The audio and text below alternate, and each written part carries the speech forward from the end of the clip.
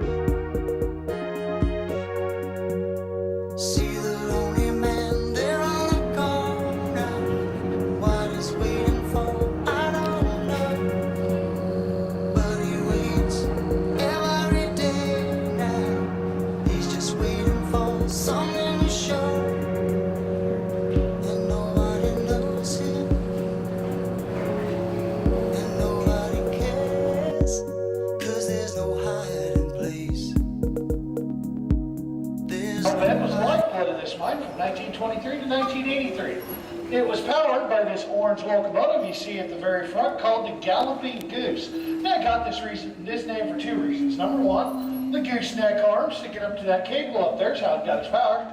And it was called the Galloping Goose because it was so tightly wound on its springs, and every time they stopped, it would gallop. What you see right behind that is our ore cars. Each one of them stenciled with CSC. Now, that stood for the Carry Salt Company. Each one of these ore cars would hold roughly about 4 tons of salt. And it was a job of 2 miners called muckers to load that salt by hand.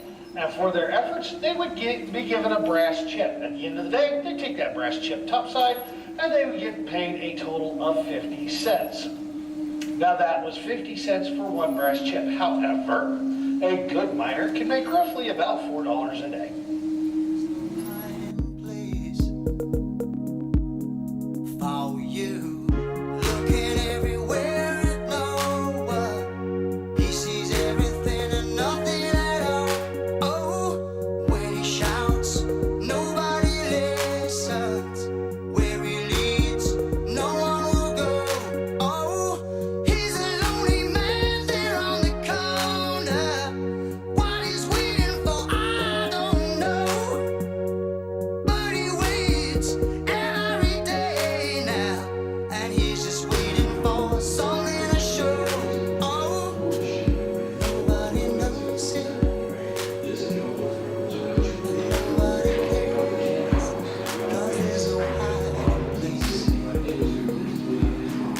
Safety first.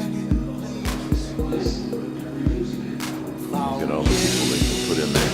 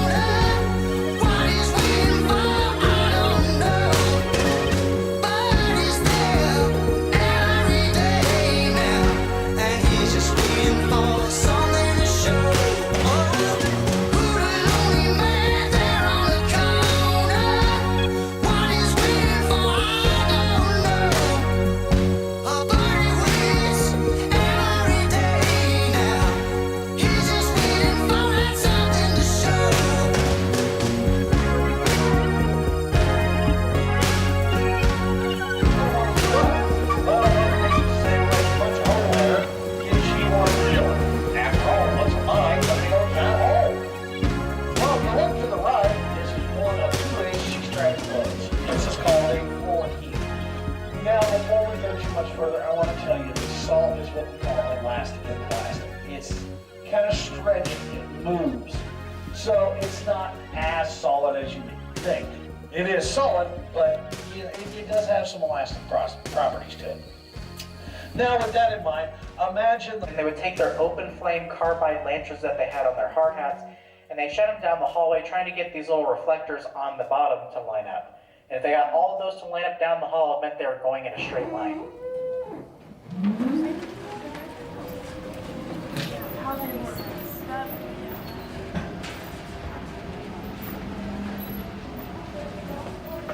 Alright, to your right, you're going to see this crack in the ground. Follow it all the way. It's going to lead to a floor heave. So if you've been on the dark right, this is going to look a little bit familiar to you. So floor heaves are caused by the result of pressure. So these pillars in this room are extra big. These are 150 feet by 50 feet instead of 50 by 50, so they're a little bit bigger in this room. These are called stress attractors, and they do exactly as the name suggests. They attract stress from all this material above us right now called the overburden. As the overburden applies pressure to the pillars, it's pressing everything down, trying to get the mine to close in on itself. However, there's a layer of rock underneath us right now called anhydrite that the salt cannot physically push through. So the floor has to release the pressure somehow, so it basically will heave back upwards around these pillars, creating little bumps.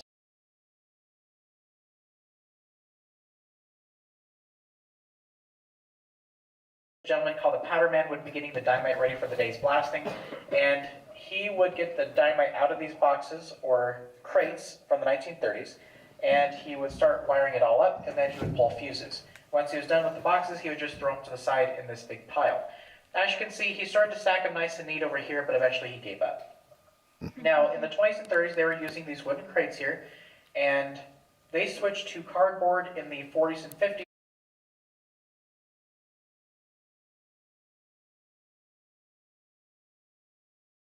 Is hanging from the ceiling, and it starts to peel away from the mud layer above it, and then eventually it falls to the ground. Now, these mud layers, they found out occur at different levels. So the first mud layer we have down here occurs at 6 feet, around this spot here. It's not very visible in this section. What we're under right now is the 10-foot mud layer. There's a 13-foot mud layer that you can't see here because they pierced it. Back here is the 17-foot mud layer. And they found that as long as they mine to one of these mud layers, everything above it is supported, nothing can fall. So that's why the ceilings we're under right now are safe, because there's really no salt in the ceiling, it's just a layer of mud. Roof falls happen when they mine to a salt layer instead. So all of this is salt. This is hanging free from the ceiling, and it's going to want to naturally separate from the 17-foot mud layer above it. It peels and then falls, and that's what happened here. So this came down after 1 year after the miners had left the area completely. This up here on the ceiling is still here 70 years later. So we're thinking they got a little bit greedy, I guess, in this area and started breaking one of their rules. They pierced the 10-foot mud layer and started mining upward. They didn't know that there was a 13-foot beam at the time, and they pierced that one too, and didn't really know what else to do at that point, so they just continued to work. So mud layers are also called beams because they're kind of like beams in a building, and they act as support. So they could have gotten themselves into a lot of danger in this area. This whole roof fall space is about 300 feet deep that way, 500 feet back behind us, and about 500 more feet. Use these same materials over and over and over. Now, that included both the rails and ties and other equipment as well. So when they were done mining out a certain section of the mine, they were never going to go backward. So what they would do is rip up all of the old rails and ties from the current section, move all those materials to the new section, and then rebuild using those same materials. So sometimes they left behind the rails or ties for a variety of reasons. Maybe something was broken. But these ties here were left behind because they were made out of oak, and they were beginning to split and crack in a few places, and were not super useful anymore. So every so often they did invest into some new material. Now, we also harvested and brought back tracks and ties from this part of the mine back to the museum portion, where we built the Salt Mine Express, which is our train ride, unfortunately our hydraulic pump that would be a good place for nuclear waste storage. So if you haven't been on the dark ride, you're going to learn more about them later on. But overall, they were just doing lots of experiments, and to do experiments, they would need a control group. So I think they might have been using that big slab there as a control, nice clean piece to compare some results to. The other idea is that the Carey Salt Company at the time was building some new corporate headquarters in town, and they wanted a nice salt monolith with anhydrite, and anhydrite forms a ways below us. And then they, of course, were getting pictures of the nice crystal. So at this point in time, I'm going to have you guys go ahead and break one of my rules for me. You're more than welcome to turn your flashlights off for just a moment. Alright, so you guys are going to get to see complete blind darkness in 3, 2, 1. Alright, so as you can see, there's not a whole lot to see, but if I take my laser pointer here, so that is 99% pure salt, pure halite crystal. It is a mineral just like quartzes or feldspar and magnetite. It likes to form cubic formations at the molecular level. It likes to cleave at 90-degree angles, so it can form natural cubes and right angles. So that is probably good enough to put on your food at this point. However, there's still some residual iron, potassium, or dirt mixed in, so probably not super great. But this is about as close as you'll ever get to pure sodium chloride in nature. Alright, guys are free to go and turn your flashlight back on for me.